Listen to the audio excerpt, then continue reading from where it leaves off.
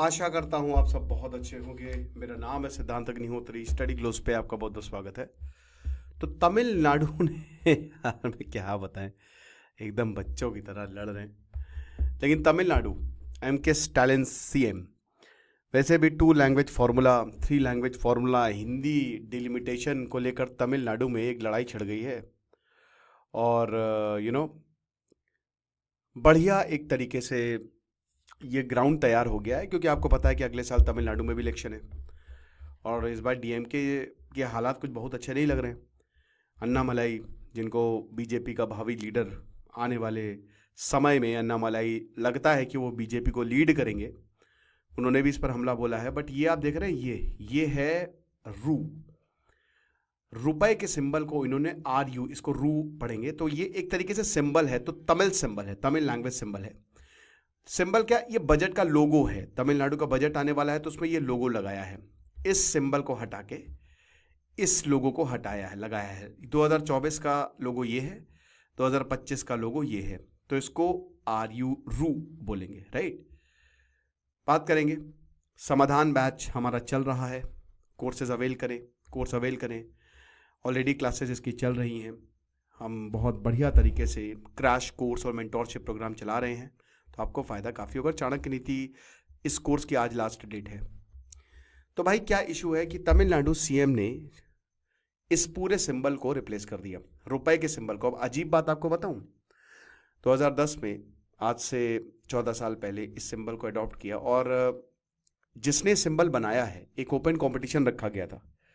तो डॉलर का अपना साइन है, हमारा कोई साइन नहीं, हम रुपीज ही लिखते थे। तो डॉलर की तरह आप देख ही सकते हैं कि थोड़ा सा इस तरीके का, और बहुत सारे इसमें एप्लीकेशंस आए। बट द थिंग इज कि ये जो सिंबल है ना, रुपए का सिंबल भी एक तमिलनाडु के डीएमके के एमएलए के बेटे उदय ने बनाया था। आप समझ रहे हो? तो भाई ये रुपए का सिंबल भी तमिलनाडु से आया है। बट लड़ाई है, पॉलिटिक्स है, करना तो है ही है। अब एमके स्टालिन ने बताया कि आखिरकार उन्होंने ऐसा क्यों किया। तो सेंट्रल गवर्नमेंट के जो एलिगेशन है कि भाई हिंदी ये तमिलनाडु पर इम्पोज कर रहे हैं नेशनल एजुकेशन पॉलिसी के तहत, इस पे मैंने लेक्चर भी लिया था, आपको याद होगा। एमके स्टालिन ने साफ साफ बोला था कि मर जाएंगे बट हिंदी नहीं अपनाएंगे। 2 लैंग्वेज फॉर्मूला है वहाँ पे। तमिल तो आपको सीखनी है, साथ ही साथ आपको इंग्लिश भी सीखनी है, एक मॉडर्न लैंग्वेज। हिंदी नहीं अपनाई है। बाकी राज्यों ने, उनकी जैसे आंध्र प्रदेश है, तो 3 लैंग्वेज आपको सीखनी है। तो सबसे पहली तो वही तेलुगु हो गई, देन हिंदी हो गई, उसके बाद मॉडर्न लैंग्वेज जिसमें इंग्लिश आ गई। लेकिन तमिलनाडु ने 2 लैंग्वेज फॉर्मूला अपनाया है। मैं भी गया था तमिलनाडु, मुझे कोई दिक्कत नहीं हुई, बढ़िया है, मज़ा आई मुझे। बट हाँ, what you know, Hindi, English, so they were saying English. But the problem is कि ना उनको इंग्लिश सही से आती है और ना उनको हिंदी सही से आती है। तो मुझे थोड़ी सी मदुरई में दिक्कत हुई, बट ऑल ओवर मेरा बहुत बढ़िया एक्सपीरियंस रहा, बहुत ऑसम एक्सपीरियंस रहा मेरा। मुझे ऐसा कोई प्रॉब्लम नहीं हुई लैंग्वेज को लेकर, कहीं नहीं हुई आज तक वैसे। तो एमके स्टालिन साफ साफ पॉलिटिक्स कर रहे हैं, और उन्होंने कहा कि देखिए मैंने बजट लोगों को रिलीज कर दिया है, मैंने RU रू, वो जो सिंबल है वो डाला है कि हम लैंग्वेज पॉलिसी को लेकर कितने अड़िग हैं, बस इसीलिए। अब जिनको तमिल नहीं पसंद है उन्होंने अच्छी खासी, they have made it a big news. Pawan Kalyan ने बोला था, जो एक्टर हैं, अभी तो पॉलिटिक्स उन्होंने भी ज्वाइन कर ली है। तो उनका स्टेटमेंट आया था कि यार ऐसा है, खैर वो तो सीएम ही, उनका स्टेटमेंट आया था तो वो कह रहे थे कि यार ऐसा है ना कि आप लोग अपनी पिक्चरें हिंदी में डब करवाते हो, खूब पैसा कमवाते हो, तब आपको ये ध्यान नहीं आता।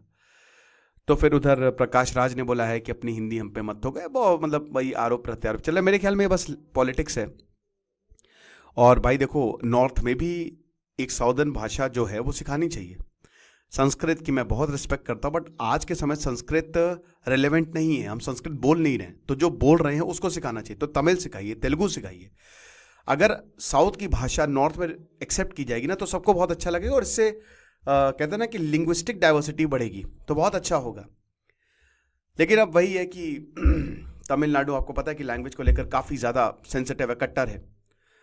तो फर्स्ट लेटर ऑफ रुबाई यानी कि RU, तो ये national currency in vernacular language ये डिनोट करती है, ठीक है।